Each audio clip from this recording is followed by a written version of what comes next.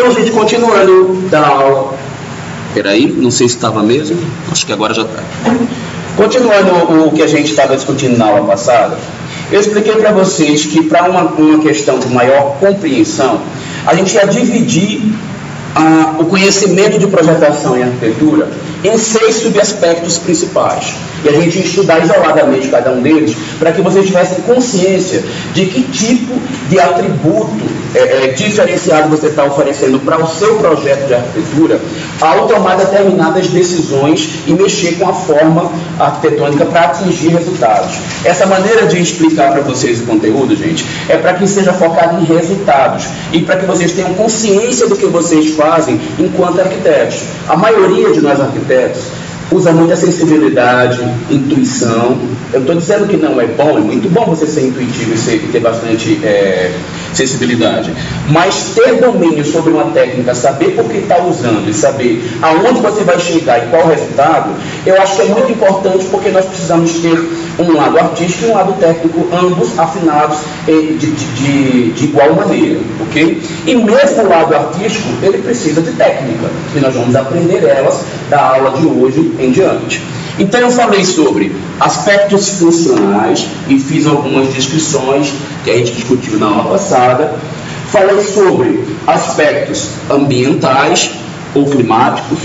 Falei sobre aspectos psicológicos que a gente não ia embarcar aqui nesse aspecto, aqui nessa disciplina, porque no terceiro semestre está cedo para a gente aprofundar nessa questão aqui, ela é muito complexa, muito subjetiva. Falei de aspectos plásticos, tá? Ou de estética, como vocês se lidaram, só que estética para o arquiteto, quando a gente está lidando com composição da forma, ele tem uma nuance um pouco diferente do que é estética nas artes, tá? Puramente. Falei de convivência social, agregação, segregação social, e falei que nós arquitetos gostamos de usar uma palavra só nossa, que é a copresença, quero que vocês acostumem com ela. Toda vez que em alguma aula a gente vai falando a palavra copresença, se lembre que nós estamos lidando com a área de conhecimento da arquitetura que lida com as interações sociais, como o espaço é aproveitado socialmente para produzir resultados na vida das pessoas. E sobre a questão financeira, a questão econômica, que ia ter total influência nas decisões de projeto e que, inclusive, ia determinar em alguns momentos o quanto um arquiteto se adequa ou não a determinado tipo de projeto. Porque o arquiteto que hoje em dia projeta tudo sem ter noção do quanto aquilo pode custar ou aumentar em termos de custo, ele é um arquiteto que ele está obsoleto. Quer dizer, se a gente vai lá para Dubai, tem uns arquitetos lá que podem projetar sem ter noção nenhuma de quanto aquilo vai custar, porque o sultão não está nem aí, ele quer a obra mais cara e mais poderosa possível. Mas, apesar de ter alguns episódios raros no Brasil, não é tão comum, então é bom que a gente tenha controle exato. E mesmo que você não tenha limitações financeiras para desenvolver um projeto, você precisa saber a que ponto ele pode chegar financeiramente. Portanto, é bom dominar técnicas nesse sentido também. Então, a gente hoje ia começar a estudar o aspecto mais intuitivo que existe na arquitetura, que é o aspecto funcional. O aspecto funcional da arquitetura é aquele que relaciona as atividades com os espaços. Ou seja, um bom planejamento funcional, ele determina se dentro de uma determinada quantidade de espaço, uma atividade vai funcionar corretamente. E para que você equilibre esse tipo de correlação, você precisa ter domínio sobre as quantidades de espaço que você tem, sobre a forma que esse espaço tem, qual é o aspecto qualitativo que ele tem, para que as pessoas consigam trabalhar adequadamente, porque uma determinada organização, um determinado formato de uma determinada disposição pode ser mais ou menos funcional, mais ou menos adequado para uma atividade. E a gente precisa entender também como as atividades e os indivíduos que estão desenvolvendo essas atividades se relacionam, porque um pode atrapalhar o outro ao desenvolver sua atividade, assim como um só pode conseguir trabalhar corretamente se um outro indivíduo estiver também ajudando a ele. Então eles precisam ter uma determinada relação, ok? Bom, para ficar mais fácil de vocês terem consciência do que vocês vão mexer para atingir determinados resultados, a gente vai dividir o aspecto qualitativo em 3 subaspectos a se entender. Quando que um projeto está bem resolvido do ponto de vista quantitativo? Quando as medidas, ou seja, a área do espaço que você está lidando, a altura, a largura, a profundidade da área, é adequado para a quantidade de pessoas e equipamentos que se julgam necessário para realizar algum tipo de atividade. Ok? Então, você precisa primeiro descobrir o que você vai ter dentro do espaço para poder determinar essas medidas aqui. A parte qualitativa está relacionada, justamente como o próprio nome fala, como é a qualidade da forma. Não exatamente quantidade, mas de que maneira ela é exposta ou apresentada. Então a gente vai procurar saber que tipo de superfície, que acabamento, qual é o formato, se ele é curvo, se ele é reto, se ele é em diagonal, tá? Se ele é mais alongado, se ele é mais compacto, para que ele se adeque a algum tipo de atividade. Outra coisa também que é interessante é a gente saber o formato dos equipamentos imobiliários que vai ocupar. Ou seja, não somente o espaço como um todo, mas o equipamento precisa ter um determinado formato para funcionar de uma determinada maneira. Ok? Distribuição do mobiliário tem a ver com qualitativo também, porque posicionar um objeto de um lado ou de outro vai influenciar se a gente vai ter um resultado ou não. Circulação de acesso ao mobiliário e equipamentos. A maneira como você conduz as pessoas dentro do espaço pode fazer alguma coisa ser melhor ou pior para ser utilizado. Por exemplo, se a gente dispõe os móveis numa sala de jantar, nos cantos, ela provavelmente não vai ser tão funcional. Numa sala de jantar, o ideal, do ponto de vista qualitativo, é que os objetos estejam distribuídos ao centro deste ambiente. Então isso é uma questão qualitativa. O que eu diferencio da questão qualitativa? Saber se a largura aqui vai ser X ou se vai ser um outro valor qualquer, e se o comprimento vai ser Y ou qualquer um outro comprimento, é o interesse da questão quantitativa. Está dando para diferenciar bem uma coisa da outra? A altura que é necessária aqui também é importante.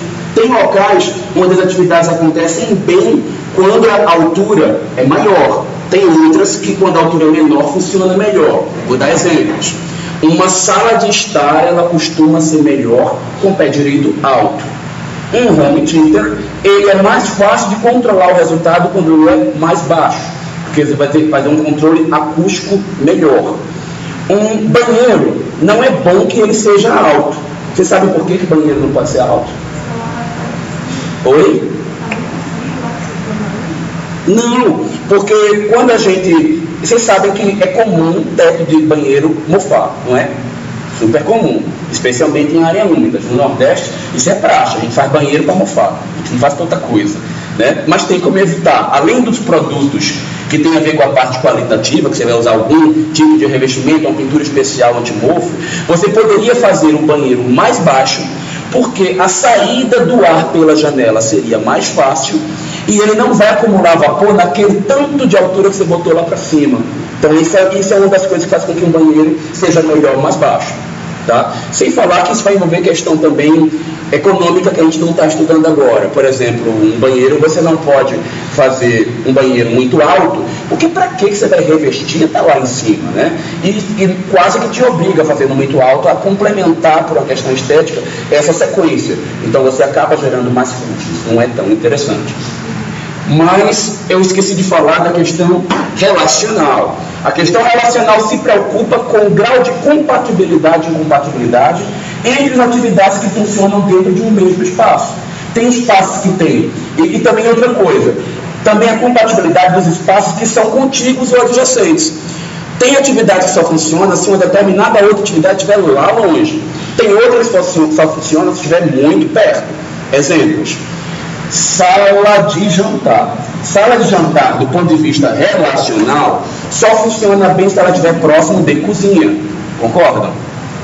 Já do ponto de vista relacional, Banheiro não funciona bem perto de cozinha, ok? A relação deles é incompatível, concorda? Home theater social não é muito compatível com o quarto, certo ou errado? Vocês acham que não? Agora existe home theater íntimo, ok? Que é aquele que só a família usa, e aí o grau de bagunça é menor, ele está isolado acusticamente, não vai ter arruaça. Mas o home theater social que você assiste o Jogo do Brasil, ele do lado do quarto é um inferno, né? Então não é uma boa. Isso é interessante a gente ver. Então, ficou compreendida a diferença entre cada um deles? Vamos ver alguns exemplos aí para isso ficar mais claro ainda para vocês. Bom, já que a gente já está começando a entender essas diferenças, apresento a vocês uma grelha de relacionamento. Isso aqui tem a ver com o aspecto relacional.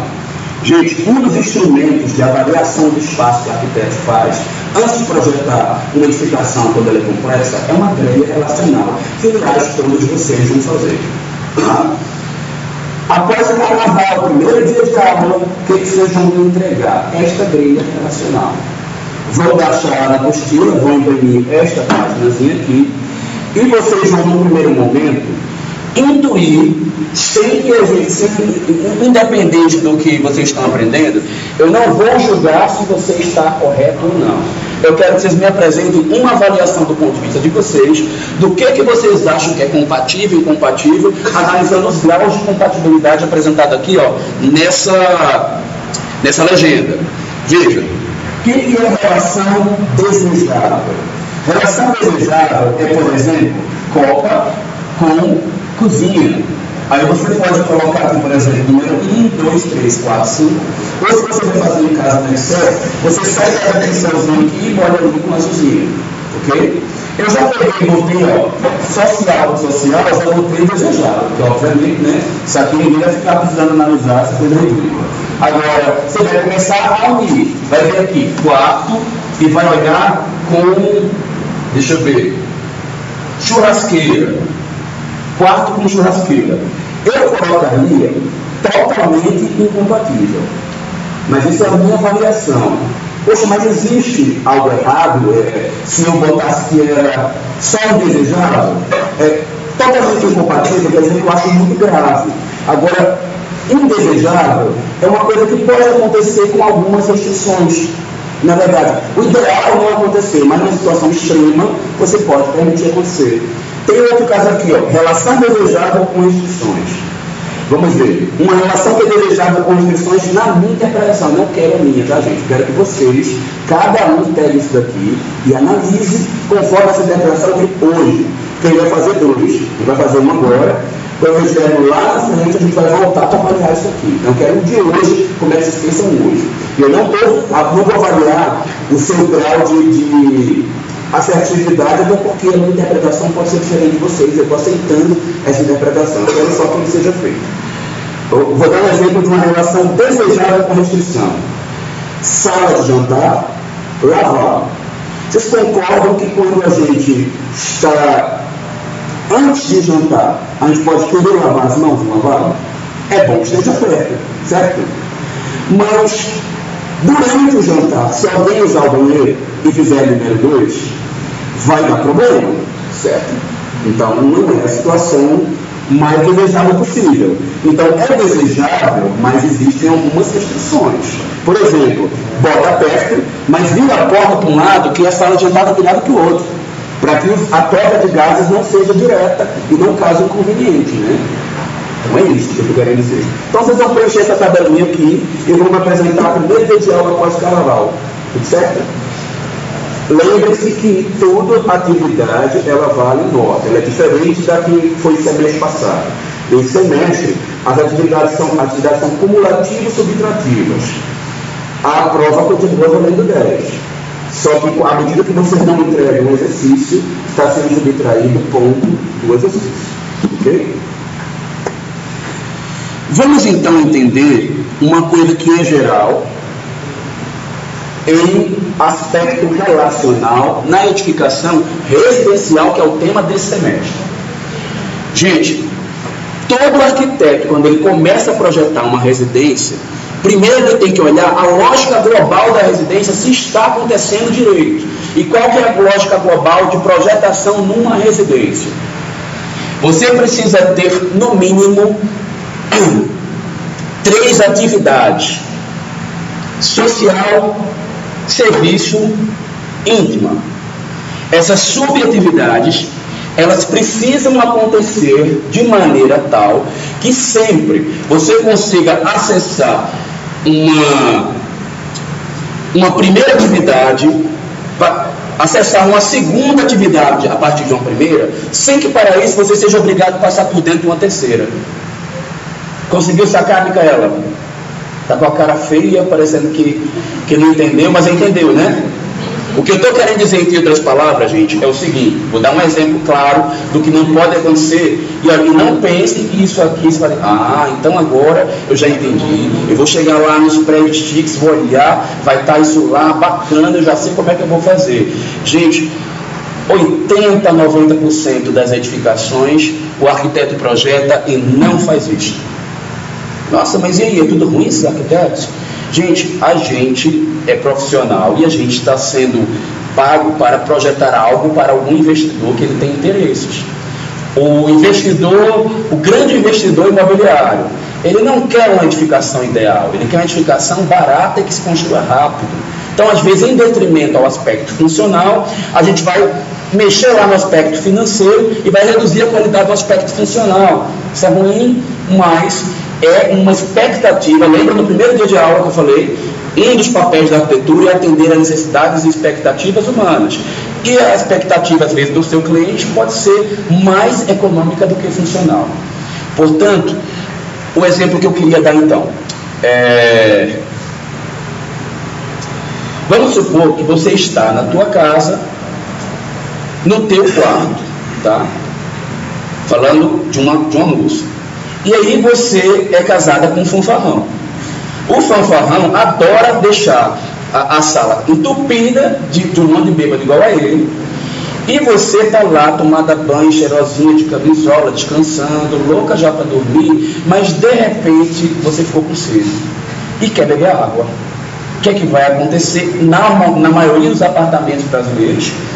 Você levanta do seu quarto, vai passar por dentro da sala, vai ver aquele monte de fanfarrão, vai ficar olhando para as suas pernas, ou você vai ficar incomodado, o teu marido vai ficar com ciúmes. No mínimo, você não queria, você está com tanto sono, você não queria nem dar boa noite para aquele bando de idiota, até porque a maioria está bêbado, vai rolar todo um papo chato e tirar o teu sono, né? Ainda, ou se não, você vai se incomodar de tirar a sua camisola que já estava deliciosa, lisinha no seu corpo, fresquinha, e vai botar uma roupa pesada para poder passar na sala. Aí você toma sua água, volta para o seu quarto, tira de novo aquela roupa pesada, já aguentou aquele bafo de cachaça da galera, já passaram um papo para você super chato, perdeu seu sono, nem a camisola vai restaurar o seu sono de novo. Então, não tem jeito. Ainda vai aguentar o outro bêbado que vai chegar para deitar com você, ninguém sabe nem se ele vai tomar banho. Então, né, quanta chatura porque você não fez a atividade. Eu faço muito drama, tá? É para poder fixar o assunto. Nem tudo que eu estou fazendo aí peguem ao pé da letra, não, tá? Algumas são bobagens, as brincadeiras vocês cortam. Mas o que eu estou querendo dizer? Gente, necessidade e expectativa humana é fazer com que o ser humano seja feliz, seja porque está quente, porque está frio, ou porque ele não aguenta ver o povo bêbado na sala. E a pessoa contrata a gente para resolver isso também. Eu não gosto de ver gente bêbada na sala, por favor, reforme minha casa. Tá? Isso é sério, isso é uma rotina profissional ser contratado para isso. Então a gente precisa estar preparado para resolver essas coisas também. Outra situação chata, você está em casa, não. Suas amigas estão te esperando em casa, tá? Que vocês marcaram de ir para o cinema. Elas são as maiores patricinhas do bairro, mas elas são gente fina, elas gostam de você gosta delas. São metidinhas, arrogantes, né? Mas você adora. Olha só. Não sabia que ia rolar as alfinetadas, não. Enfim. Aí tudo assim vocês, Meu Deus do céu. Bom, tá ótimo. Tudo bem. Mas enfim, né? Porque tá todo mundo rindo, as meninas só, né? Tá tudo rindo. Tô achando que tá rolando. Então, veja, elas chegaram cedo, né? Porque você, coitada, passou o dia inteiro suada, tá toda fedidinha, tadinha. Você foi fazer compras, você já malhou, já trabalhou, foi fazer compra ainda por cima, por isso que elas chegaram cedo e você ainda não chegou. Ainda choveu, você pisou na lama, sua bota está toda melecada. E aí quando você chega em casa, as patricinhas vão estar lá na sala para te olhar. Você fedida, com o cabelo todo encolhido, que elas não sabiam que você usava chapinha. Elas juravam que seu cabelo era liso e brilhante. E elas vão descobrir nesse dia. Ainda vão te abraçar, você toda fedida, elas todas cheirosas. Será que era isso que você queria? Será que não seria melhor você ter um acesso pela área de serviço para você chegar direto do carro e ir para ela? E aí depois você vai direto para o quarto e só depois de tomar a banha, maquiada, passada a chapinha, você volta para a sala e fala com as metidinhas? Melhor, né? E as pessoas vivem desta maneira e elas querem que a gente saiba disso e resolva esses probleminhas para ela. O dia a dia das pessoas e como elas agem, como elas se comportam dentro de casa é importante para a gente resolver, tá? Outra coisa também, deixa eu ver se eu penso aqui em não, mas é o mesmo exemplo. Sim, mas as 3 primeiras atividades, ia fazer pergunta? Achei que tinha falado primeiro. As três principais subatividades é o básico de uma residência. Algumas residências, elas precisam de mais uma subatividade que é o lazer. Às vezes o lazer da casa que só tem essas 3, ela é uma adaptação já inclusa nessas outras atividades aqui, tá? Não é sempre que você precisa ter essa 4ª atividade. Mas, por exemplo, uma edificação grande, é mandatório que se tenha lazer. A casa do cliente de vocês terá 800 metros quadrados. Isso quer dizer que vocês têm a obrigação de projetar lazer para eles, tá? Já estou avisando que será no projeto de vocês. Outra coisa importante da questão relacional na edificação residencial. Necessariamente precisa haver um acesso pela área social. Gente, ainda existem casas que a gente chega pela cozinha. Tá? Agora, também é bom na mesma edificação que você tenha um acesso social e um acesso pelo serviço. Para quê? Aquela situação que eu falei lá, de chegar toda fedidinha e você vai lá, chega pelo serviço, deixa as compras já na área de serviço, toma seu banhozinho e volta para a sala depois. É interessante. O acesso pelo lazer é opcional. O acesso pelo íntimo normalmente é indesejável. Por quê? Quando você consegue acessar pelo íntimo, você pode fazer com que a privacidade seja perdida. Outra coisa também, vir do lazer direto para o íntimo é super agradável quando você garante que só você faz esse trânsito. Mas quando é muito fácil, muito bom, muito gostoso e interessante, a visão do seu quarto para a área de lazer, os teus filhos querem entrar o tempo inteiro no teu quarto para ir direto para lá na piscina ou para ficar brincando de lá para cá. Pode ser que seja uma catástrofe na vida íntima do casal, porque na hora do bem bom vai entrar a criança gritando com tudo e pense na besteira que vai acontecer, que pode acontecer, né? Então, a gente deve pensar nisso e, se é isso que é o interesse do cliente, alertá-lo das possibilidades. Esta é uma que eu dei um exemplo. Vocês devem começar a esquematizar e lembrar de outras semelhantes. Então, outra coisa, a comunicação do lazer com o serviço normalmente é necessária, porque artefatos e equipamentos que existem no serviço atendem ao lazer, você concorda? Meninas principalmente sabem disso. Se você tem uma cozinha grande e não quer cozinhar tanto no lazer, é bom deixar perto, porque você fica trocando mantimentos, vai lá na cozinha, pega os materiais e leva para lá, traz uma cozinha, já traz sempre cozido, e leva para lá para o lazer só para dar uma esquentada para servir. É interessante, mas é importante também que numa casa grande como a de vocês, o lazer tenha a possibilidade de ter total independência. Toda dona de casa, quando ela tem uma casa grande, ela sonha em não precisar vir na cozinha buscar nada, portanto, dentro do lazer, ela pode ter toda uma estrutura para ter pouquinhas coisas, mais o básico, para não precisar ir na cozinha e para não bagunçar a casa dela, né? que foi o sonho dela a vida inteira ter uma casa limpa e arrumada, mas que ela sempre estava aquele doidão lá bebão, enchendo o saco, atrapalhando ela de dormir, aquela história toda, né? Então é isso. E sem falar que no dia que tem umas amiguinhas metidinhas dela e a casa está bagunçada, ela nem obrigada a ficar arrumar e lavar a cozinha, né? Ela vai no lazer, fica sempre bonitinha, arrumadinha. Então, essas coisas são importantes. Ficou bem claro, gente, essa lógica geral? Precisa mesmo, porque a primeira dinâmica que a gente vai fazer depois da grelha é uma dinâmica com isso aqui. Vocês vão fazer um pré-lançamento de concepção de projeto, onde só vai ter essa interação aqui dentro do projeto, tá? Que já vai dar base para o projeto que vocês vão fazer na sequência. Então vamos ver mais coisinhas.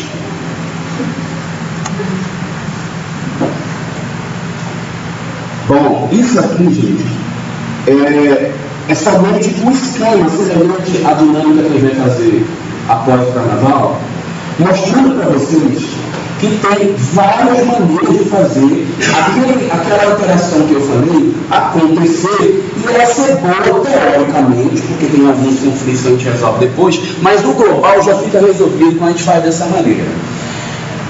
Dentre os diagramas de distribuição funcional, vocês estão entendendo que isso aqui é uma planta baixa de uma casa simplificada, onde a única coisa que foi subdividida é quem é lazer, quem é íntimo, quem é social e quem é serviço, né? Aí está escrito aqui, ó, cada um deles. Tem vários projetos aqui, todos eles atendem aquele pré-requisito que eu acabei de explicar. Somente um projeto não está bem projetado, baseado nessa teoria que a gente acabou de estudar. Quem consegue identificar qual deles?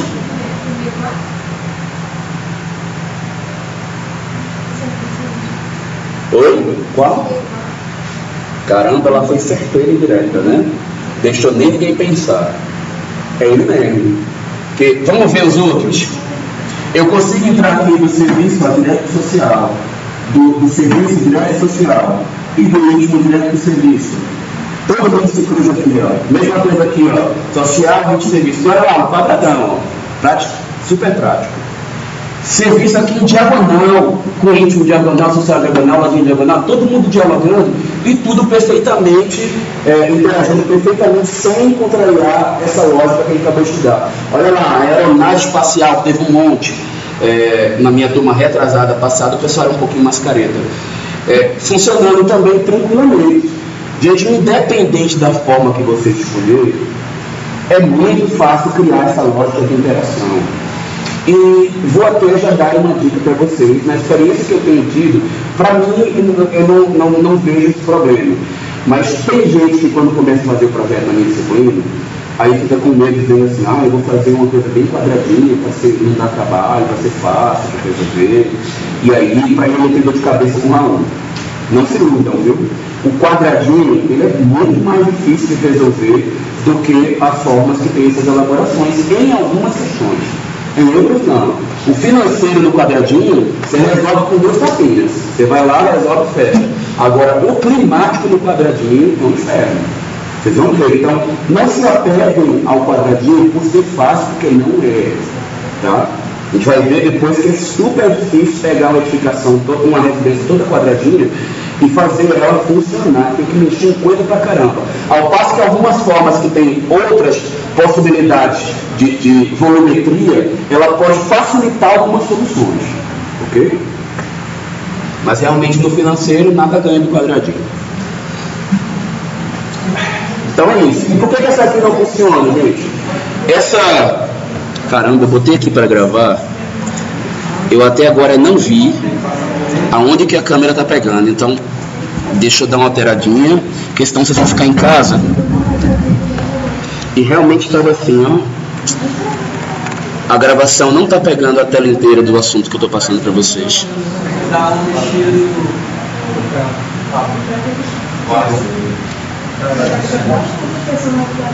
Acho que agora deu. Uma boa parte da aula estava gravada só cortando um pedaço. Bom, voltou, né? Essa daqui não está funcionando porque, ó, para chegar do serviço para o íntimo, eu passo por dentro social e causo justamente aquele problema que eu falei. Bom, Não necessariamente por estar o lazer aqui, ó, com a ponta próximo do íntimo, quer dizer que há comunicação direta. Agora você tem que ter bastante cuidado.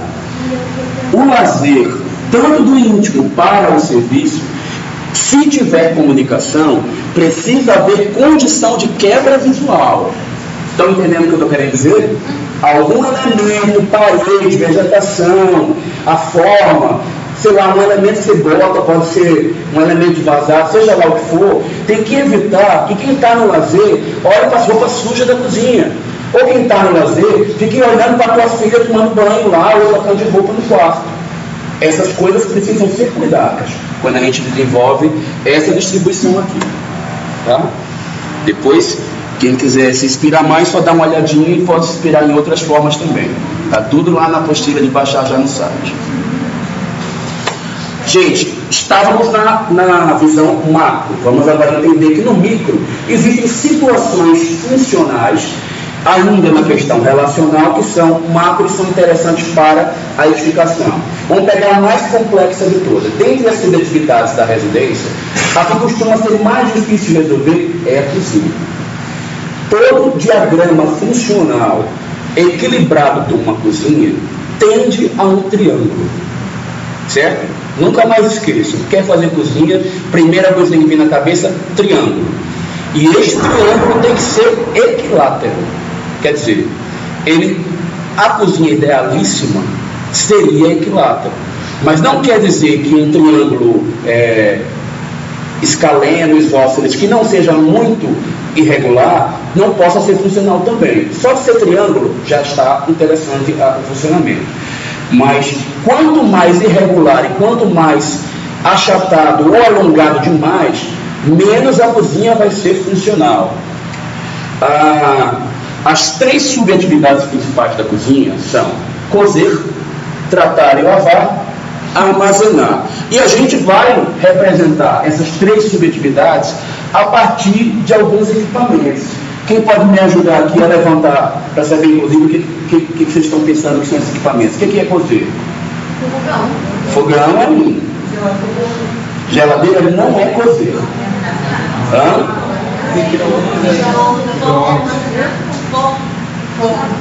Não quero saber o que a menina está falando. A geladeira está aqui, em armazenar, tá certíssimo. Tá? Mas peraí, foi fogão, o que mais? Micro-ondas, forno. Pode ser porque o sugar, a coifa, elas estão relacionadas com a atividade de cozer, não com o outro. Então, coifa está no cozer. Essas coisinhas aí, né? Se tiver, por exemplo, um forno a lenha, vai entrar tudo no cozer. Certo? O que é armazenar? Geladeira, despensa, armários. Acho que deu, né? Freezer. Ok, isso mesmo. O filtro, ele vai entrar como tratar e lavar. Okay? Porque, querendo ou não, ele é fonte de água e também se usa ele para lavar. Então, ó, o que é tratar e lavar? É a cuba, é a bancada. Cuba e bancada, acho que são os principais. Ok? Então, a gente tem que fazer com que essas três coisas andem no triângulo. Vou dar um exemplo aqui, então. Fazer uma cozinha. Cozinha básica, tradicional de apartamento de Águas Claras. Quem sabe como é?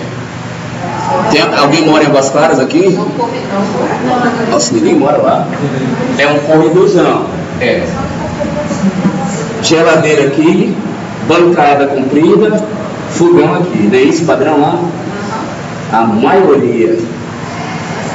Aí o que acontece?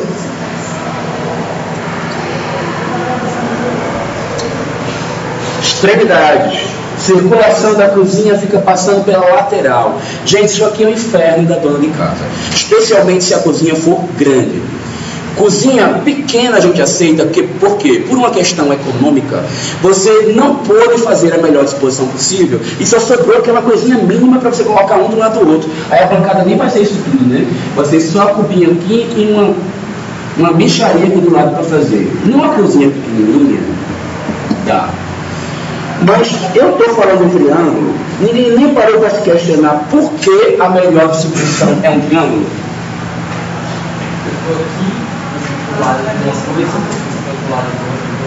A posição tem que ser organizada de forma tal que a dona de casa tenha o melhor conforto possível para realizar qualquer uma das três atividades.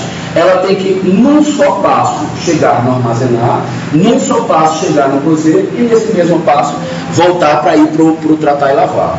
Ela tem que conseguir ir no armazenar, pegar a comida, tratar, depois cozer. E tudo isso tem que ser prático e simples.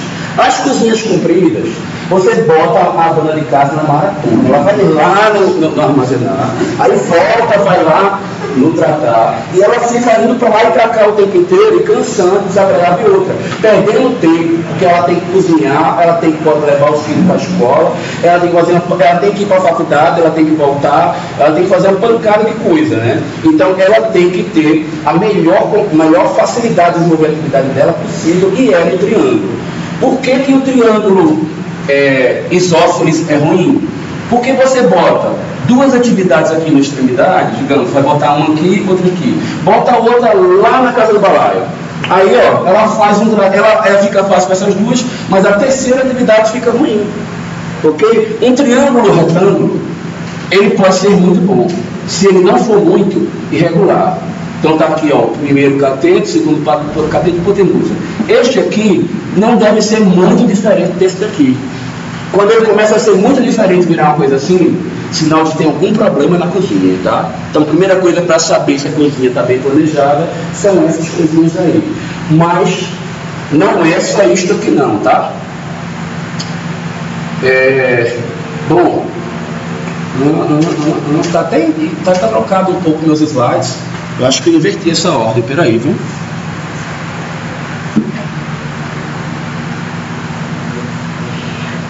Porque aqui no slide está falando comentário, eu acho que eu troquei foi o texto. Tendência triângulo, aqui lá, ok? Não. Deixa eu ver se o próximo é circulação.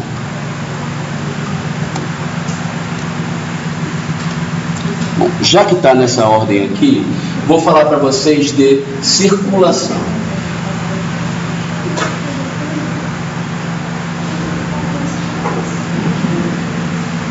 Existem determinadas maneiras de acessar o objeto.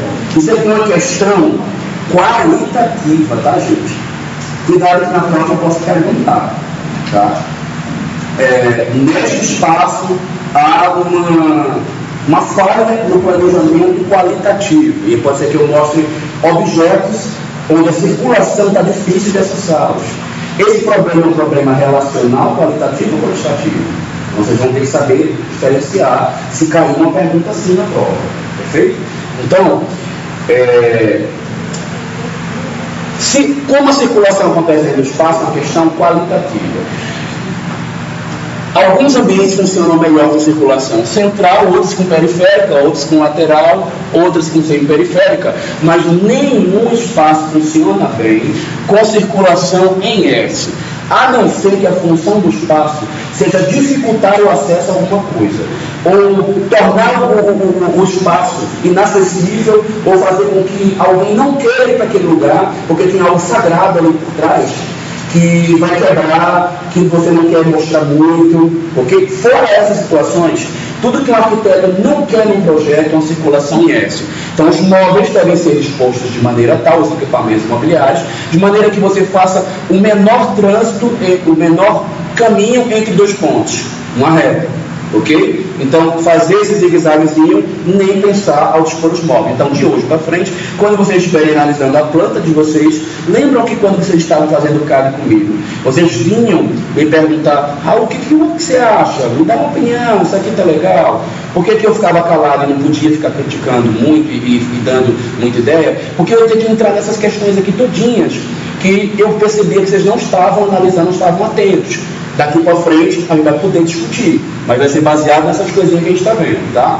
Bom, circulação central é aquela onde a maioria dos equipamentos estão no centro. E se tiver uma coisa colada na extremidade, onde está no centro, tem? Essas denominações aqui a gente dá pela predominância, ok? Se a maioria está no meio, é central. Se a maioria estiver... não, desculpa. Gente, eu troquei as bolas, tá? Central, quem fica no meio é a pessoa que está circulando, tá? Os objetos estão na extremidade. Periférica, os objetos ficam no meio e a pessoa circula na periferia, ao redor.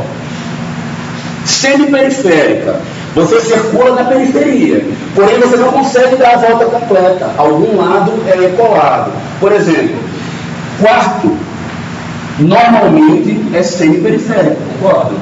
Deixa eu botar aqui no meio, eu não sei como é que está aqui a tela, deixa eu ver como é que ela está gravando. Ela está apontada só para cá. Vou botar um lápisinho mais forte, aqui está apagando.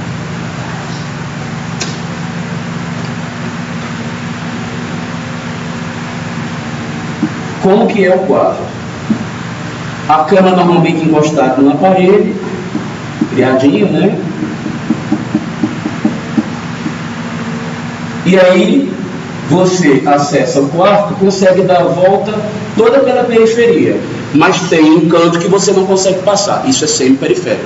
Normalmente os quartos funcionam bem com quarto semi-periférico, mas quando você quer dar um caráter de luxo ao quarto, você torna a circulação dele toda periférica. Sabia disso?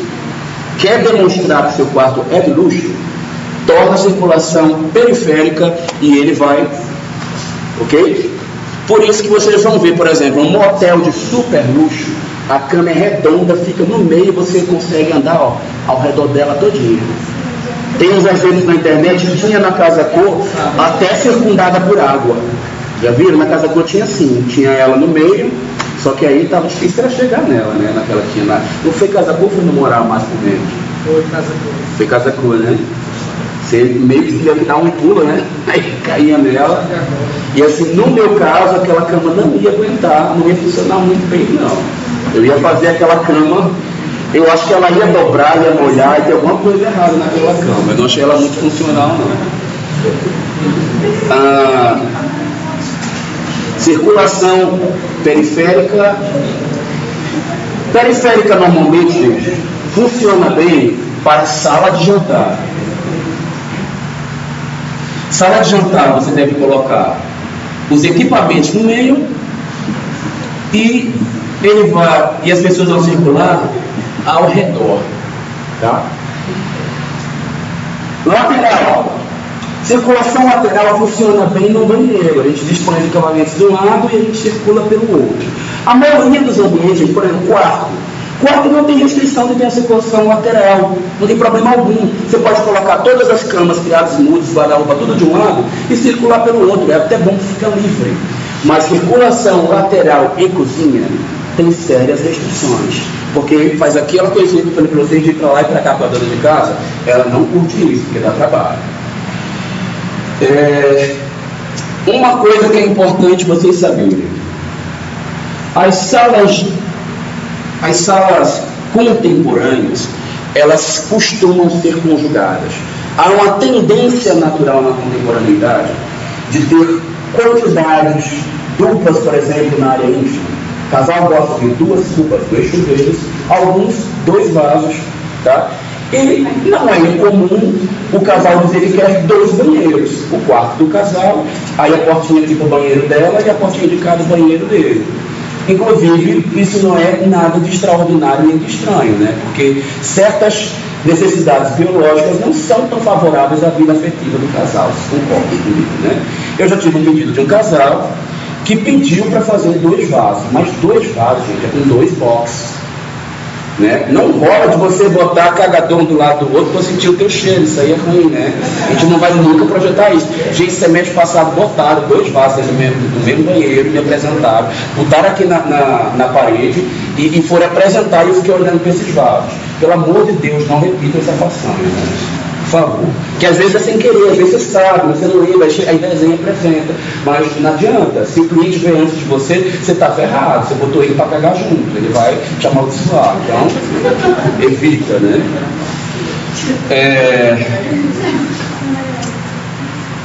Então, ficou claro, gente, questão de circulação? Quando que acontece a circulação em S? Ah, sim, eu esqueci de falar, não é só isso não.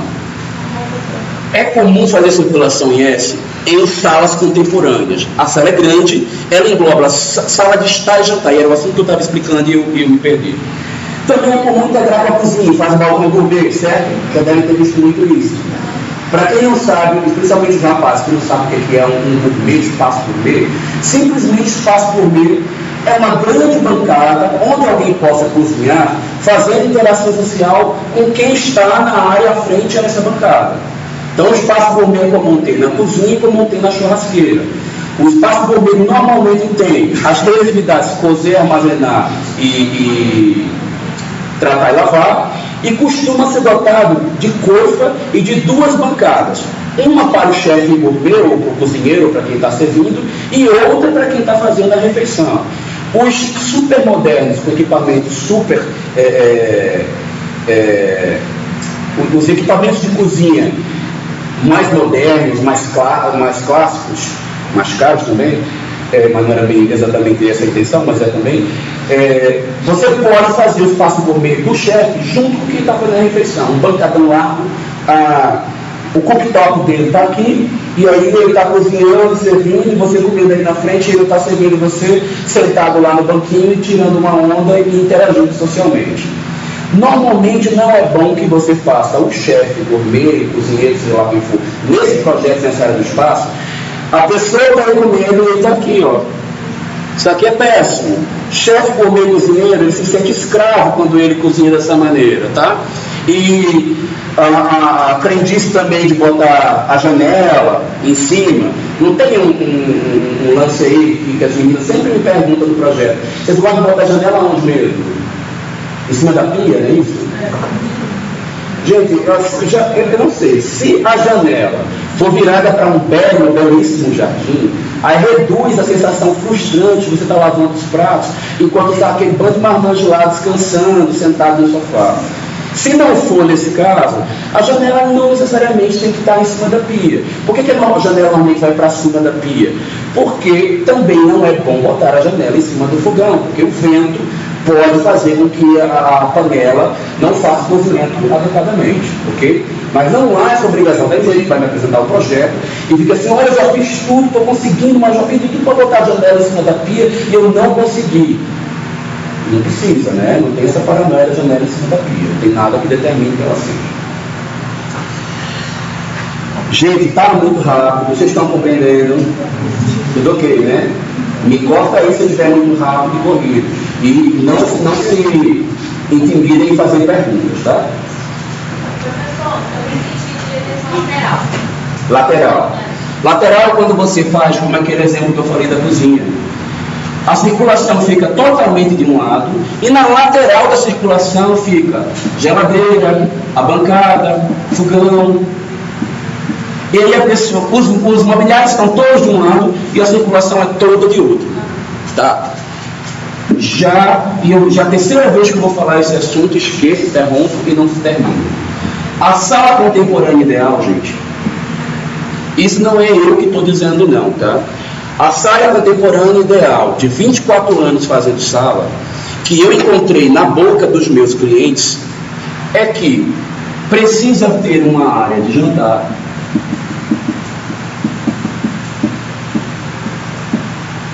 e precisa ter uma área de estar. Como na área de jantar ninguém quer ser interrompido e pessoas passando pelo meio e nem muito próximo, é bom ter um generoso corredor lateral para que as pessoas circulem sem atrapalhar quem está comendo. Quem está na sala de estar, preferencialmente precisa estar um de frente para o outro. Não se faz sala de estar para que as pessoas fiquem eu olhando para um lado, você para o outro. A intenção da sala de estar é aglomerar socialmente, é eu conversar com você. Eu conversar com você, ideal, é eu de frente para você. Eu de lado para você em diagonal, em L, não é ruim de tudo. Mas normalmente, se eu posso fazer em L, eu vou preferir fazer de frente. Porque ficar aqui e a outra pessoa ficar aqui, eu acho que dá um pouquinho de torcicolo na conversa, ok? Então, não é o fim da picada, mas é ruim. Sem falar que a distribuição em L, às vezes, faz com que a pessoa meta o joelho no canto do sofá. Perfeito? Eu não sei em que parte do assunto que está isto, mas já vou adiantar. Também é desejável frontalidade na disposição dos objetos. Por exemplo, sala, qualquer ambiente. A gente não planeja a casa para botar objetos de costas para quem chega. Isso é feio, isso é desagradável, tá? Tanto esteticamente desequilibrado, quanto não é funcional. Porque se eu estou circulando, chegando no ambiente, eu quero usar aquele equipamento que tem uma utilidade para mim, uma função. Ele está virado de costas, eu não dou uma volta maior para acessar ele? É ruim. Sofá, por exemplo, se eu vou acessar o sofá, dou uma volta maior. Mas vocês concordam comigo também que as costas do sofá ninguém merece ver ela? É feia. Porém, tem sofás que são exceções. Tem sofá que a gente coloca o sofá com as costas expostas, porque a forma do sofá é uma obra de arte. E ficar vendo essas costas dele é ver o que há de bonito no sofá. Se não for um sofá escultórico, normalmente não é bom mostrar a costa do sofá. E se for impossível resolver se botar o sofá de costas para quem chega, tá fácil, gente. A gente vai trabalhar com sofa table, que pode ser chamado de aparador. Aparador é quando você coloca uma bancada num local, cuja função dele é só colocar objetos e não esconde costas de sofá. Quando a gente coloca esse aparador nas costas do sofá, ele vira um sofá table. Aparador também não está errado de falar, tá bom? Professor, mas quando a gente coloca poltrona, essas coisas, não tem problema colocar as costas, né? Poltrona não, porque a quantidade de superfície exposta de costas, ela não é tão desagradável. E normalmente poltrona é feita com as costas trabalhadas para exibir. Especialmente quando as poltronas são curvas, a sensação é de uma coisa mais fluida, sabe? É uma percepção que ela não é dura, não é rígida. E pouquinhas na visão das pessoas, quando elas acessam os espaços, também a sensação psicologicamente desagradável, vocês devem evitar. A gente não deve fazer uma quina de uma bancada apontada para quem chega, é o comum em banheiro. As pessoas fazem a bancadona lá, ou faz o box no banheiro, e a pessoa abre, ela vê aquela quina. Quem trabalha com Feng Shui detesta esse tipo de situação, porque no Feng Shui isso quer dizer uma alta quantidade de energia negativa concentrada para a pessoa que entra. Então isso é um indicativo ruim, como por exemplo viga em cima da cabeça da pessoa, é uma alta concentração. E de verdade, vamos esquecer o Feng Shui e pensar na gente mesmo. Eu não quero pensar que eu vou entrar no banheiro, na sala com aquela quina apontada para mim, o chão molhado, escorregar, meter a testa naquela quina, abrir meu cérebro e escorrer tudo pelo chão. Imagina a velhinha que está andando, que não se segura direito, o chão escorregadio. A coitada tropeça no chão molhado, não se segura direito, a coitada bate o dente ali, cai tudinho, quebra, fica destruída, coitada, né? Então, para evitar esse tipo de coisa, a gente evita quinas, porque funcionalmente também podem trazer problemas. Digamos que nesse mesmo espaço, permanecendo nesse exemplo, essa sala de estar também fosse uma sala de TV, qual seria a melhor solução para expor os equipamentos de TV? Foi bom você ter feito essa pergunta, porque a gente já distingue uma coisa que mais cedo ou mais tarde seria dúvida de vários, e a gente já fala para todo mundo. Cuidado com sala de TV e home. Sala de TV não é home. Quando você coloca as pessoas para assistir qualquer coisa, e essa assistir TV está combinado em outros espaços, outras atividades, o nome desse lugar é sala de TV. Quando o espaço é fechado, climatizado, tem isolamento acústico, aparelhagem típica de distribuição de som, captação de imagem e outros elementos, e estão home theater. Bom, aí como é que você pega também? Transformando esse caso, essa situação em que eu tenho um espaço só que eu quero utilizar o mesmo banco para colocar jantar e estar, só que esse estar ele é agregado com TV. Ok. Como é que seria a solução mais... Normalmente, olha, O homem contemporâneo, ele não quer que tenha TV na sala de estar, porque estar é interação social. TV é assistir TV isolada, onde não está interagindo social. É considerado, inclusive, por muitos um erro, mas digamos que o que você tem que ver quando você faz um projeto, um planejamento, não é uma visão tão teórica somente, que muitas coisas que estou passando aqui são teóricas, mas que na prática podem não ser expectativa do seu cliente. Na minha casa, por exemplo, tanto faz interagir quanto ver TV, ninguém para de xingar palavrão, conversar, interagir, porque a TV está ligada. A gente olha a sacanagem que está na TV, mas também faz sacanagem entre a gente. E está todo mundo feliz. E isso é uma possibilidade de projeto que a gente tem. E a gente vai brincando e achando tudo divertido. A TV normalmente tem que ser colocada numa posição onde, além das pessoas estarem interagindo de frente, consiga ser visível. Eu costumo escolher um espaço, se é desse jeito a expectativa da família, que tanto quem está no jantar quanto quem está aqui no social consiga ver. Aqui nesse projeto, ó, eu faria aqui, ó, eu botaria a TV num painel bem aqui. Por quê? Essa pessoa está vendo, ó, quase de frente, está de lado. Essa está vendo de frente. A maior parte de quem está jantando, ou vê de lado ou de frente. Eu acharia uma boa posição aqui. Mas, de antemão, não é correto colocar TV em sala de estar. Precisa-se ter home theater e uma casa com 800 metros quadrados. Isso é quase mandatório. Home theater separado num canto, sala de estar separado no outro, tá? Sim, e o que eu interrompi, esqueci de falar. Estar aqui, jantar aqui, quer dizer obrigatoriamente que eu tenho circulação central na sala de estar, certo? Os móveis nas extremidades, eu no meio querendo interagir. Circulação periférica na sala de jantar. E quem está socializando quer pessoas cruzando no meio, passando por dentro, não quer. Então, circulação lateral para evitar isso. No jantar, você quer a gente para lá e para cá? Também não. Então, o que a gente faz? A sala ideal contemporânea costuma, porque tem famílias onde isso não é mandatório, costuma ser a combinação de uma sala de estar, de uma circulação central, mais uma periférica, mais uma lateral. Apesar disso não ser necessariamente mandatório, se na prova for cobrado a circulação ideal, a resposta será a combinação dessas três, ok? É o nosso pacto. Lembra que eu falei para vocês? Algumas visões aqui, gente, são subjetivas, são só teóricas. Na prática pode ser diferente. Mas para efeito teórico, nós vamos combinar as respostas da prova com o conteúdo que a gente está tendo aqui, tá bom? Vou evoluir então, tá? A circulação IS, qual que é o... Ah, sim. O que acontece às vezes é que você faz isso, ó. Porta aqui,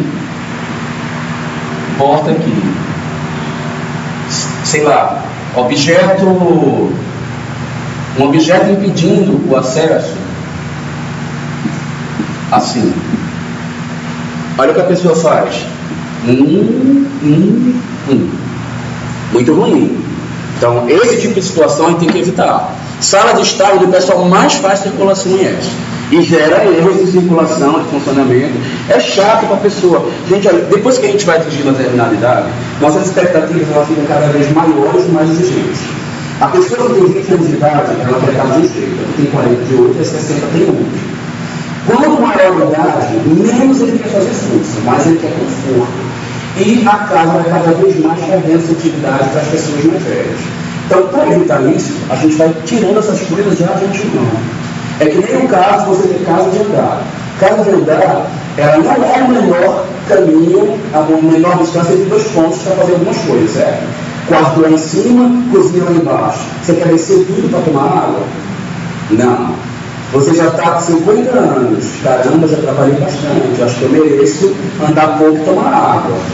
Das duas, uma. Ou eu faço um frigobar lá em cima, ou eu vou pegar o quarto de baixo que era de hóspede e fazer também. Entendeu, né? Quarto, tudo lá em cima, pode virar um problema na vida útil da casa. Casa tem vida útil, tá? E determinados padrões de família podem fazer com que um tipo de casa tenha vida útil mais curta ainda. Já esclareci, né? Estou pulando mais nada não, né? Posso ir adiante, né? O seu nosso projeto ele tem 800 metros, certo? Certo. O terreno vai ter tamanho especificado apenas? O terreno, vocês vão ganhar uma planta de AutoCAD, onde tem o terreno, está mostrando o condomínio, tem uma foto de satélite que mostra uma área verde que tem esse térreo, tá? Se eu não explicar mais, eu vou passar ainda hoje para vocês. Senão, é na segunda? Na próxima aula? Não. É segunda-feira. Se não mudaram, né? Estão mudando os horários ali no tempo inteiro. Ontem mesmo já me mudaram, já me tiraram uma turma. Eu mudei de turma 3 vezes só na semana passada para essa. Professor, diz que a gente vai descer para a sala do DS? Estou sabendo não.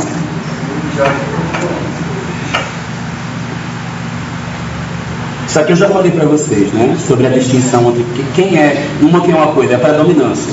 Nunca é totalmente no meio, totalmente nos cantos.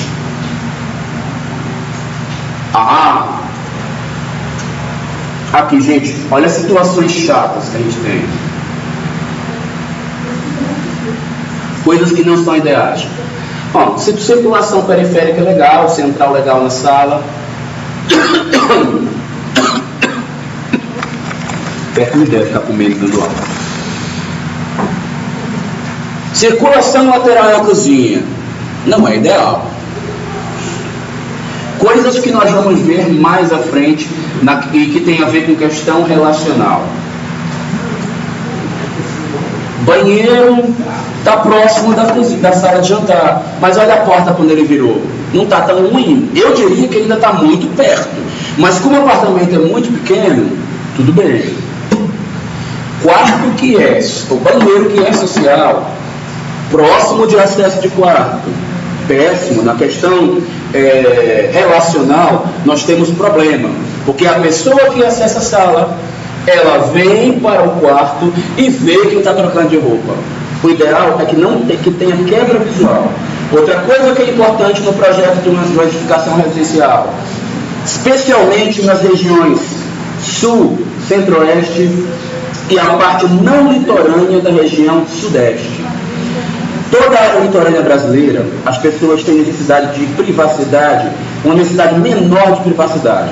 Toda a área central brasileira, o grau de privacidade, e a área sul, eles têm um nível de exigência com privacidade muito maior. Isso quer dizer que, se você está em Recife e você abre a porta da casa, há uma grande chance que todo mundo está interagindo também ligando muito porque está sendo exposto. Se for na minha família, por exemplo, metade das pessoas vai estar pelada de cueca, de calcinha, ninguém está nem aí. Tá? Eu posso estar até pelado no colo da minha avó, por exemplo. E a gente está achando uma maravilha. Né? Isso para nós não é problema. Mas em Brasília, por exemplo, é comum, não estou dizendo que todo mundo em Recife é assim, nem que tudo em Brasília seja o que eu estou descrevendo, mas estou dizendo que é mais comum uma cena de exposição no Nordeste, na região Norte, do que é comum aqui no Centro-Oeste e lá no Sul. Brasília, as pessoas não gostam de invasão de privacidade, elas gostam de bastante privacidade e de bastante bloqueio visual para a sua parte íntima de qualquer coisa que seja. Ao acessar uma sala, abrir, ver tudo que tem na sala, não é a melhor sensação possível para a maioria das pessoas que têm o poder aquisitivo de médio para alto. Ou seja, quase toda a população de Brasília. Portanto, é bom que exista anteparo, biombo, e o idealíssimo é ter um hall que a pessoa abre, vê uma decoração bonita, com uma parede que você não vê nada, para após o hall ver o que acontece na sala, tá? Então, isso é uma situação comum, vocês vão ser cobrados por empresas, por clientes, seja lá o que for, por várias vezes em fazer isso. Tem gente que tem essa necessidade de privacidade, mas ela não sabe, ela não te avisa. Quando o projeto está pronto, que ela vai viver, ela sente necessidade. Ela pega o seu projeto, destrói a posição do sofá, tira tudo de lugar e mede em B1, porque não tinha um rolo antes da sala. Então, pensem nisso quando projetar a casa do cliente de vocês, tá?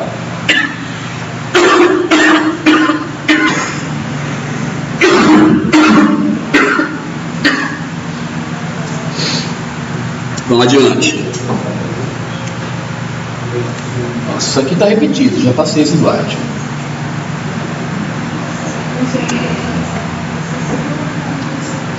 Bom, deixa eu voltar um pouquinho agora para o quantitativo, porque eu estou falando muito de relacional. Será que já está no horário da gente dar intervalo?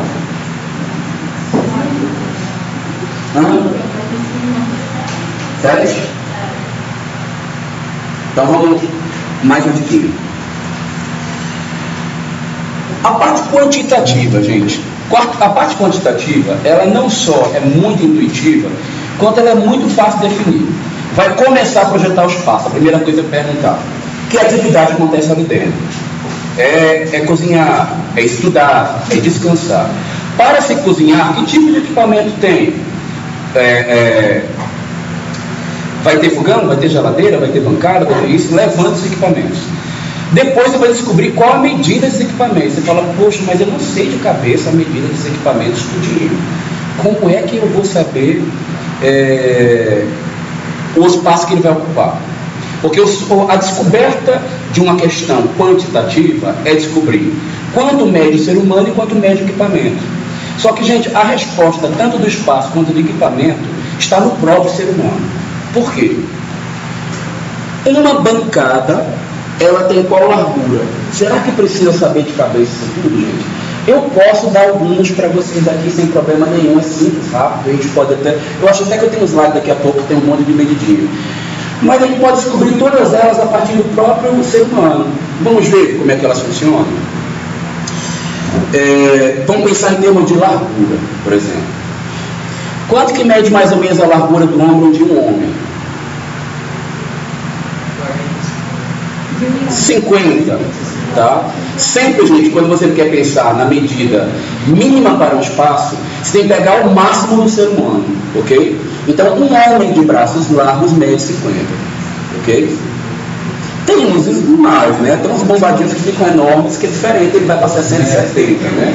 Mas não é tão comum. Não estou falando dele, não, falando bastante mais que ele, né? Muito mais. E tem uns gordinhos também, né? Também vai dar uma largura maior. A gente não vai tomar como consideração o homem magro para fazer isso. Agora, quando a gente está pensando no mínimo, a gente tem que tomar como consideração, o mínimo é o homem que é referência. O máximo é a mulher que é a referência, uma mulher baixa. Ok? Para quê? Porque, primeiro, que a maioria das mulheres são mais baixas que os homens, certo? E se a gente pensar numa altura, qual é o máximo que uma mulher baixa consegue alcançar na prateleira? É assim que eu descubro a altura máxima de uma prateleira. Qual é o mínimo de um corredor?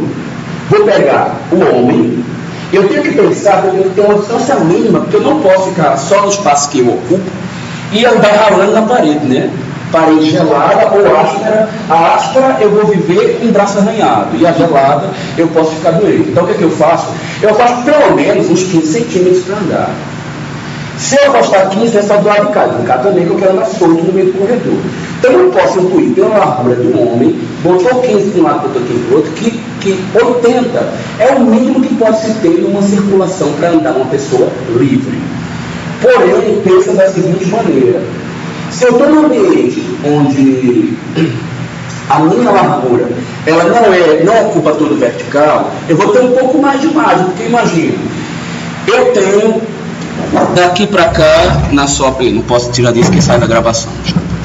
Eu tenho daqui para cá nesse espaço os tais 80, como eu falei. Mas você concorda comigo que esse móvel que está aqui está baixo? Na verdade, em cima, que é onde está meu ombro, eu tô com muito mais do que 80 para lá, então eu não precisava ter os 80.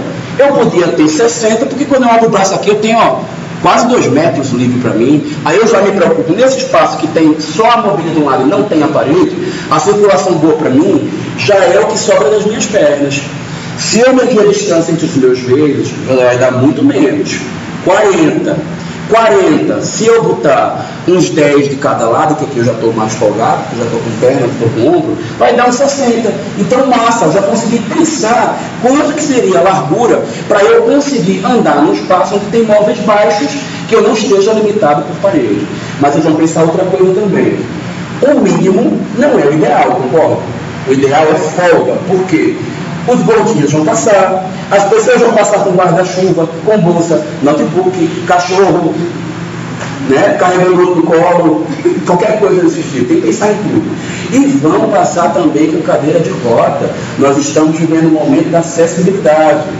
Então, o corredor ideal, mínimo, na verdade, que eu aconselharia vocês fazerem, é todo aquele que a cadeira de roda conseguir passar. Minha dica, 1 metro, certo? Que é o bom para a cadeira de roda passar folgado. Desespero é uma reforma, não tem jeito sem metro. Bote 80, que os coitados às vezes sofrendo conseguem passar, tá? Porque nesse caso é reforma. Inclusive, para saber essas medidas de acessibilidade certinho, vocês vão pegar a norma acessibilidade da BNT, que não tem mistério nenhum. Lá está escrito quais são as larguras mínimas, coloquem ele como conteúdo de consulta para vocês também, ao iniciar o projeto de vocês. Porque eu vou perguntar, quando você fizer a largura, se está na norma, quando você estiver propondo coisa desse tipo, tá? Como é que eu descubro a altura correta de uma cadeira? A altura de uma cadeira, gente, eu preciso estar sentado na cadeira e o restante da perna não pode ficar pendurado, eu tenho que apoiar. Essa medida do joelho até chegar aqui é aproximadamente 45. E é isso que eu preciso cuidar, tá? Nesse caso, aí tem que usar um pouco de bom senso. Nem eu posso utilizar a medida exata do homem alto, nem da mulher mais baixa. É uma medida média entre os dois. Só que depois que eu estou sentado, eu tenho que imaginar que altura é a bancada para trabalho, ok? Se eu vou fazer refeição, eu não preciso enxergar tantos detalhes pequenininhos e minuciosos. Eu só quero chegar com a colher e colocar. Portanto, a refeição pode ficar mais longe de mim. O ideal, se eu quiser ter conforto, apesar da etiqueta dizer que é falta de educação, é que eu descubra, depois da minha perna dobrada 90 graus, quanto que meu braço mede 90 graus. Se eu tirar essa dobradura aqui, botar aqui uma trena e medir, eu vou conseguir chegar entre 75 e 90, dependendo da sua estatura, obviamente. Então isso vai dar dica pra gente. Aí você, no dia que quiser fazer esse teste, você procura tua amiga baixinha e teu amigo grandão, né? Aí você coloca vê a média entre os dois e você vai descobrir o que é a mesa. Mas de verdade, a gente sabe muito bem que tem essas medidas que são utilizadas à torta e à direita. Se você botar a medida disso na internet, parece pancadas. Ou pode pegar um manual de qualquer empresa que trabalha com molde que vai aparecer. Na dúvida, me cobrem a aula que vem, eu vou passar uma lista para vocês de vários livros que eu tenho, de vários semestres, que estão em e-book para vocês. E um desses e-books que eu tenho é o Neufer. Vocês já sabem, né? Já estão acostumados. Então, quem não tiver com o Neufer em e-book, eu tenho ele e tenho mais alguns que eu vou passar para vocês. Professor, mas a maioria desses livros não tem como padrão a medida do modelo europeu? Tem. O Neufer, inclusive, usa o europeu. Mas quando você está muito perdido, ele é um ponto de partida para você refletir em cima, para você não ficar totalmente desorientado. Ok? Então, na questão, por exemplo, de mínimo, é bom ter o europeu como referência, né? Porque sempre vai dar mais folgado do que você precisa. Mas quando o espaço apertar demais, aí você já está mais repensado, já bota uma medida cearense, a coisa já vai se ajeitando, né? Já vai funcionando. Eu estou falando cearense porque eu fui para lá e não sabia que tinha tanta gente pequenininha. Eu fiquei impressionado. Olha, mas tinha cada menina linda. Eu acho que eu nunca tinha dado uma teste para ver tanta menina linda como eu vi lá. Mas era tudo bonitinho assim. Tinha um jogo da Alemanha que estava acontecendo no dia. Pensa como é que era a confusão. Aí estava assim, um monte de gente. Um monte de menina pequenininha. E o alemão passava assim. Aí ele olhava assim para baixo para pegar as meninas. Ele ficava de lá assim, olhando. Foi uma das cenas mais engraçadas que eu já vi na minha vida. Sim. E aí vai variando as várias outras medidas, que é a altura de bancada. Você simplesmente vai pensar, bancada é porque aquela alta do espaço por meio que fica do lado de fora. Você pode pensar em duas coisas. Num banquinho, eu não estou sentado para 90 graus. Eu estou na altura correta, como se fosse de pé. Concorda que no banquinho fica assim, pendurado, você apoia embaixo? Então é melhor você pensar em pé mesmo. Em pé, quando você dobra o braço, que é a altura que dá? Pode tirar do seu cotovelo, é mais ou menos 1,20 m. E aí, a maioria das empresas usam 1,20 m. A bancada que fica por dentro já é você sentado com o braço apoiado, porque a possibilidade de você estar trabalhando com a comida sentado para produzir, porque ali já é mais cansativo, né? Já é uma outra referência. E como é que eu descubro o tamanho correto para um quarto? Aí, aspecto quantitativo ainda que está lidando, né? Gente, qual é a medida ideal para um quarto? essa resposta não pode ser dada se você não conhece quem é o dono do quarto, concorda? Quem é o público daquele quarto. Aliás, gente, é uma coisa que eu vou dizer para vocês, para todos sempre, amém. Não existe resposta absoluta em arquitetura. Todas as respostas da arquitetura são relativas. Tem cliente que me diz, olha só, a idiotice que eu passo no meu escritório diariamente, que acontece, as ligações que eu recebo. Primeiro que eu sou paisagista também, né? Aí a pessoa liga no meu escritório e diz assim, é do escritório do arquiteto, Raul, não sei o que, você é paisagista? Eu digo, sou paisagista. Aí eu estou com umas matas-bicheiras aqui, estou com umas bicheiras uns insetos que estão comendo minha planta, eu queria saber que veneno que eu boto, eu queria ser paisagista. Mas não é paisagista que vai cuidar disso aqui, não, você precisa de um agrônomo para resolver o seu problema, não paisagista. Mas paisagista não é agrônomo? Eu digo, conversa com o agrônomo que ele vai explicar. A outra que eu recebo, por exemplo, eu fui para a Índia, comprei um vaso. Olha, só para você saber, o vaso é bronze e ele é cheio dos frisozinhos assim dele, os desenhos. E eu vou colocar na minha sala. Qual lugar melhor você acha que vai botar esse vaso?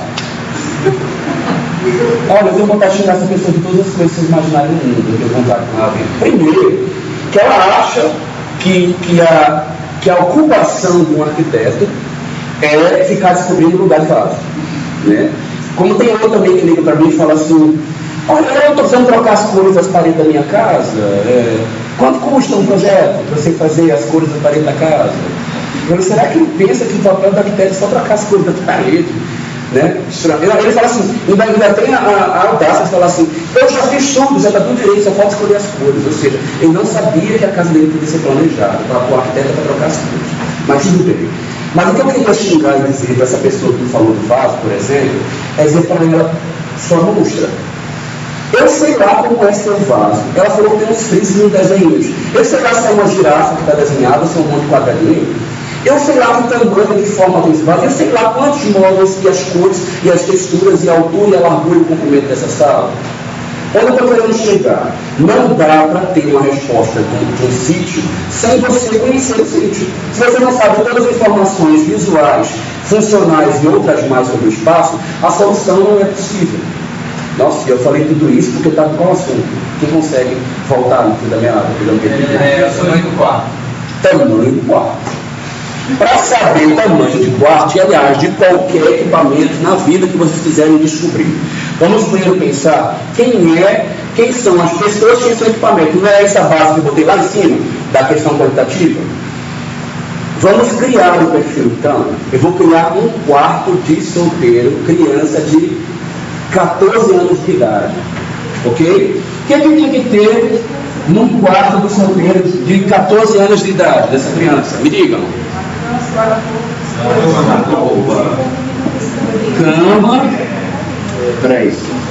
Cama, guarda-roupa, que mais? Guarda-roupa, cama, mesinha também, escrivaninha?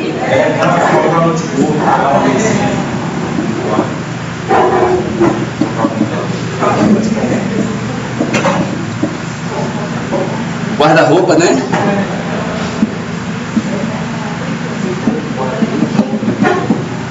Beleza.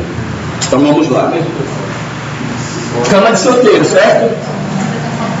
Solteiro nada, gente. Errado. Criança com 14 anos de idade contemporânea, ela não aceita dormir em cama de solteiro, sabia disso? Não estou falando de rico, estou falando de pobre. O pobre brasileiro, quando ele faz 14 anos de idade, ele chega na mãe e exige, eu quero uma cama de casal. Entendeu? Normalmente as meninas que às vezes não conseguem exigir tanto, porque normalmente esse pedido ele chega um pouco a emancipação sexual. Então, para as meninas demora um tiquinho mais, mas não é muito mais não, tá? Porque normalmente elas dizem que é para poder caber mais o fio de pelúcia na cama. Então, as meninas demoram mais, mas os meninos, a primeira coisa que acontece com 14 e 15 é que ele quer trazer a namorada para dormir no quarto com ele. É comum, tá? Não se assombre. É muito comum de todas as famílias que tem um menino de 14 anos. Então, ele faz isso. Eu estou fazendo um, por exemplo, agora, que ele quer uma king size. Ele precisa de uma king size no quarto dele. Mas no caso dele, não é pela namoradinha não, porque a namoradinha dele nem dorme lá com ele, é porque ele simplesmente traz todos os amigos para dormir em casa.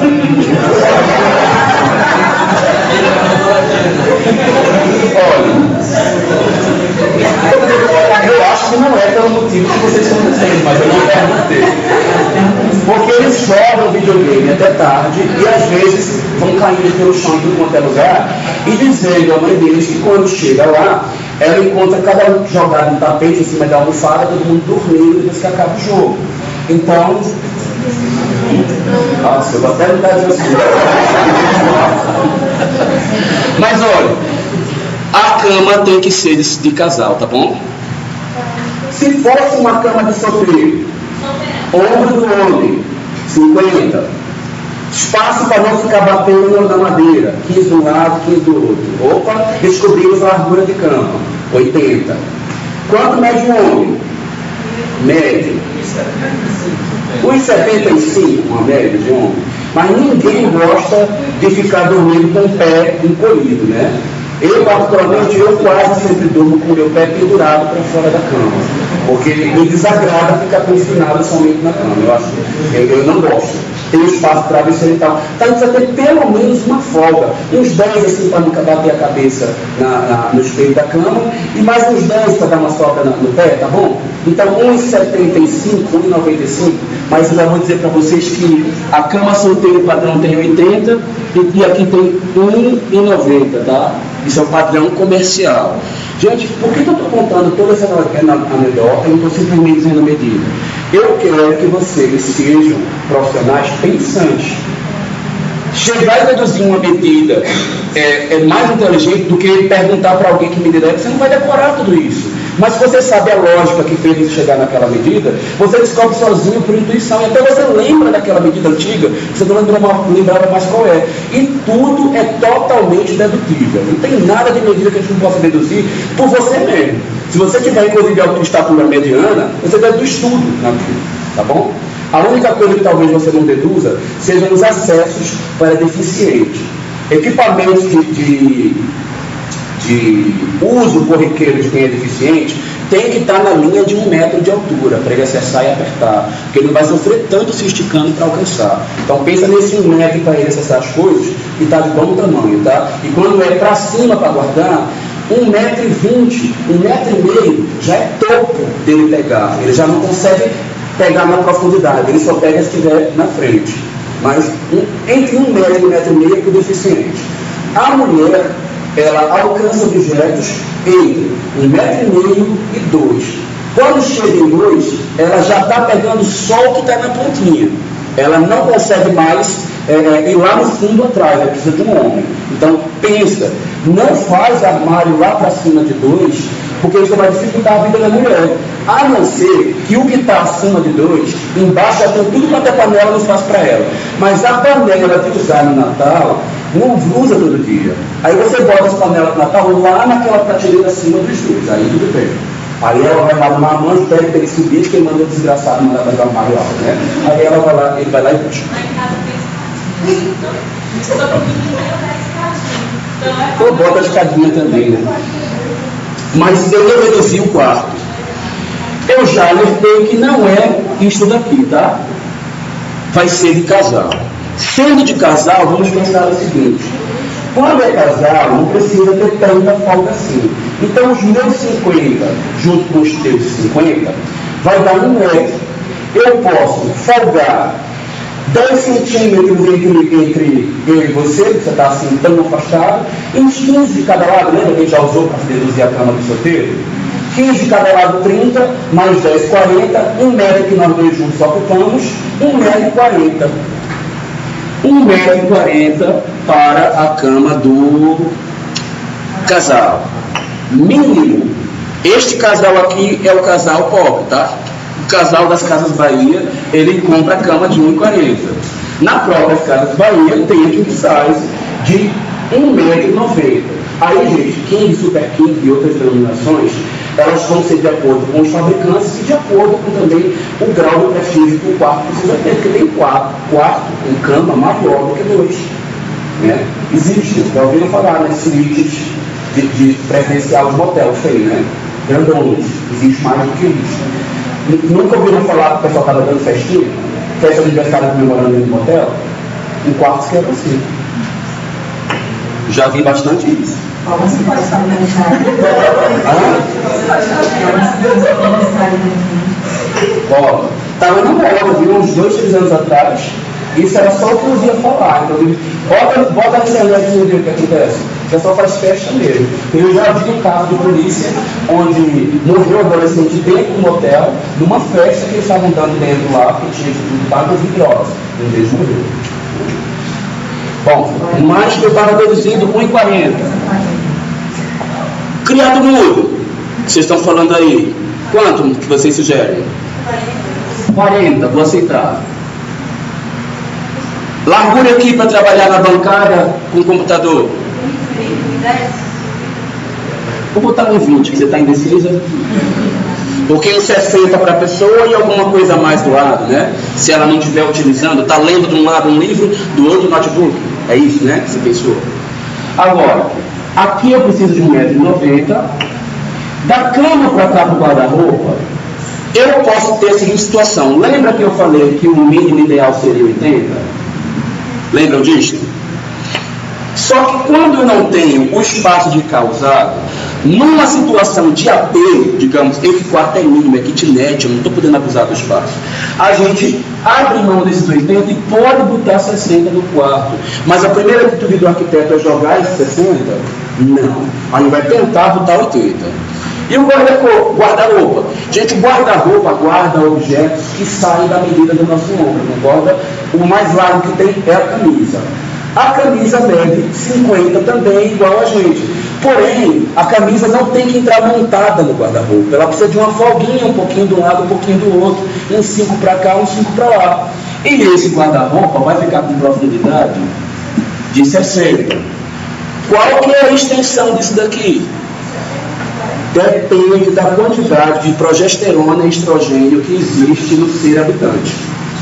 Deu para entender? Meninos entenderam a mensagem? Meninas já sacaram, né? Gente, ó, mulher, no quesito quarto, você pode pensar sempre como centopeia. Mulher tem muito sapato, muito sapato. Tá? Normalmente quando você pensa, vamos supor que você pensou que o homem da família fica confortável com 2 metros de largura de armário. Isso quer dizer que a mulher precisa de 4. Não estou brincando, tá? Isso é normalíssimo.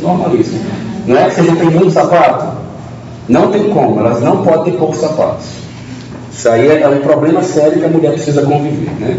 A gente vive bem com 2 ou 3, né? Mas as mulheres não. Então, essa largura aqui, gente, normalmente, a gente aproveita a modulação dos demais elementos. Mas o que seria um quarto mínimo aqui que a gente está descobrindo, ó? Então a gente descobriu 40, mais 1,40, 1,80, mais 1,20, quanto? 3, né?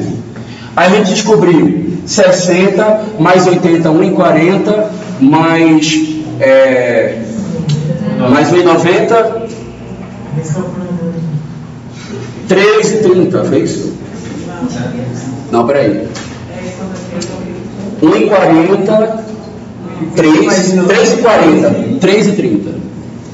Gente, um quarto mínimo, ele mede 3 por 3,30.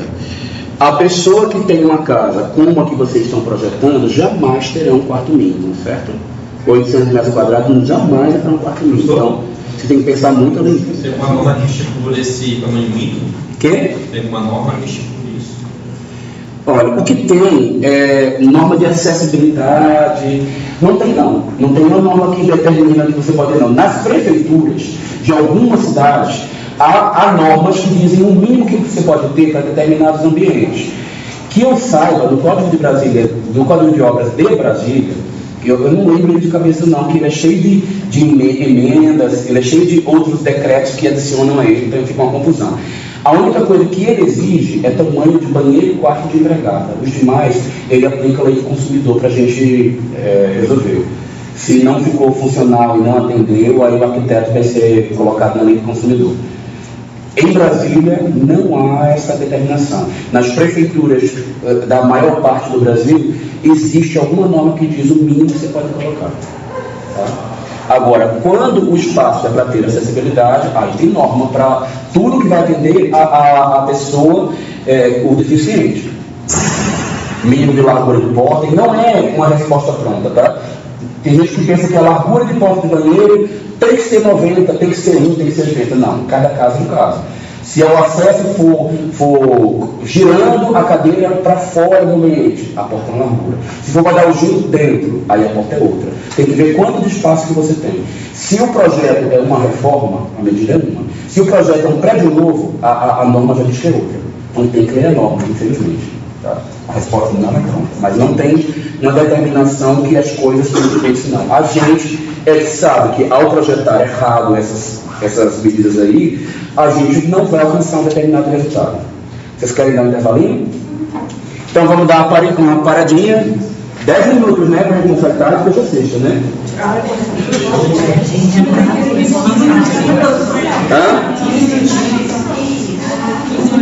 Então vamos lá, 15 a gente começa, viu? Recordinho. Com 15 quem escreveu com si. Se eu defender até hoje, a gente está nos 9 mil.